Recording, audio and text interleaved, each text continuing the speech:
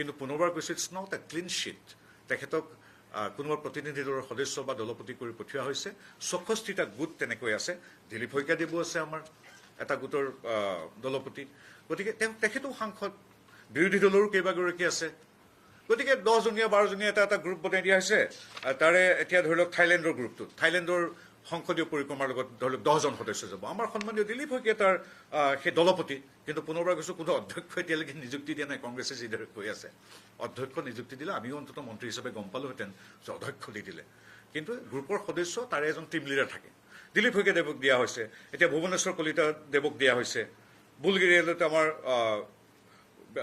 তৃণমূল কংগ্ৰেছৰ কাকলি ঘোষ দস্তিদাৰক দিয়া হৈছে এতিয়া ধৰি লওক আমাৰ ৰাজীৱ শুক্লা তেখেতক দিয়া হৈছে দলপতিৰ দায়িত্ব যে 10জন যাব কোঅৰ্ডিনেশ্যন কৰিবৰ কাৰণে এজন দলপতি গতিকে পি চিদাম্বৰমকো দিয়া হৈছে ইটালীৰ গ্ৰুপটোৰ বাবে গতিকে এনেধৰণৰ গোটেই সাংসদসকলক সামৰি ৬৬টা গোট প্ৰস্তুত কৰি দিয়া হৈছে যিহেতু তেওঁ এতিয়াও সন্মানীয় সংসদৰ গতিকে তেওঁ তাত টিমৰ মেম্বাৰ হ'বই সংসদেতো কৈছে নেকি যে আজিৰ পৰা তুমি সাংসদ নহয় বা আপুনি সাংসদ নহয় নাই কোৱা গতিকে তেওঁ দৰমহা পাব এনেকুৱা টিমৰ সদস্য হ'ব বাজেট অধিৱেশনতো এইবাৰ যদি তেওঁক দলে দিয়ে তেওঁ ভাষণ দিব তেওঁ দৰমহাটো তেওঁ সোমাব গতিকে এই প্ৰক্ৰিয়া দোষী সাব্যস্ত নোহোৱা পৰ্যন্ত হ'ব কিন্তু এতিয়া যিখিনি চলি আছে কিন্তু SITত চলি আছে এতিয়া কংগ্ৰেছৰ মই দেখিছোঁ বিৰাট উৎফুল্লিত হৈছে নিজেই তেওঁ পোষ্ট দি আমাৰ অধ্যক্ষ কৰিলে কোনো অধ্যক্ষ নাই সকলো সাংসদকে সামৰি আমাৰ সংসদীয় পৰিক্ৰমাৰ প্ৰতি শ্ৰদ্ধা জনাই একোখন ৰাষ্ট্ৰৰ লগত আমাৰ সম্পৰ্ক যাতে অতি সৌহাৰ্দ্যপূৰ্ণ হয় প্ৰতি ৰাষ্ট্ৰৰ সৈতে সংযোগ ৰাখিবৰ বাবে একোটা সন্মানীয় সাংসদৰ দল গঠন কৰি দিছে বিগত সময়ছোৱাত খুব ফলপ্ৰসূ আমি দেখিছিলোঁ তাৰ এটা নিয়মিত কাৰ্যসূচী খুব আদৰণীয় কাৰ্যসূচী গতিকে সেই সূত্ৰে তেখেতে লাভ কৰিছে গতিকে আমাৰ তাত ক'বলগীয়া নাই আপোনালোকে যদি মোক সুধিলেহেঁতেন যে বা মই আপোনালোকৰ পৰা জানিবলৈ মই উৎসুক হ'লোঁ যে সন্মানীয় সাংসদ গৌৰৱ গগৈৰ পৰিয়ালৰ 4জন সদস্যৰ 3জনে বিদেশী মই উৎসুক যে এই জনতাৰ দাবী মতে তেওঁ আকৌ গোটেইখিনিকে ভাৰতীয় নাগৰিক কৰি তুলিলে নেকি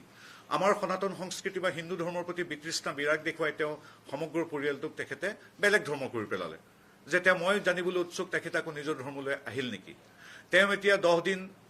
প্ৰথমতে 6 মাহ আমাৰ সাংবাদিকসকলে বিভিন্ন প্ৰশ্ন কৰিছিল তেওঁ পলাই ফুৰিছিল উত্তৰটোৰ পৰা পাকিস্তানলৈ গৈছিল নে নাই যেতিয়া SIT গৈ তেওঁ ঘৰ পালেগৈ তেতিয়াই গম পালে মই ইতিমধ্যে ধৰা পৰিলোঁ আৰু তেখেতে প্ৰেছ মিটত ক'লে যে মই হয় গৈছিলোঁ কিন্তু সেই হয়তো ক'বৰ কাৰণে তেওঁ কিমান সময় লাগিছিল আপোনালোকে জানে তাৰপিছত তেওঁক যেতিয়া সোধা হ'ল আপুনি গৈছিলে কিমান দিন গৈছিল 10 দিন কিয় গৈছিল মোৰ শ্ৰীমতী ক'ত বজাৰ কৰে তাক চাবলৈ গৈছিলোঁ কোনখন পাৰ্কত খোজকাঢ়ি চাবলৈ গৈছিলোঁ 10 দিন সেইটো কাম কৰিবলৈ গৈছিলে তাৰপিছত ক'লে যে নাই মই আচলতে সাংস্কৃতিক মোৰ আছিল এই পৰ্যটন মই হেৰিয়ালৈ গৈছিলোঁ কি তক্ষশিলালৈ গৈছিলোঁ তক্ষশিলা ভাৰতীয় সংস্কৃতিৰ এক গুৰুত্বপূৰ্ণ জ্যোতিষ্ক সদৃশ কথা আমাৰ বুদ্ধিক ভাৰতীয় ইতিহাসৰ গতিকে তক্ষশিলালৈ গৈছিলোঁ কিন্তু তক্ষশিলা আছে ৰাউলপিণ্ডিত এখন বেলেগ চহৰ তাত তেওঁৰ ষ্টাম্প নাই পাছপৰ্টত কেনেকৈ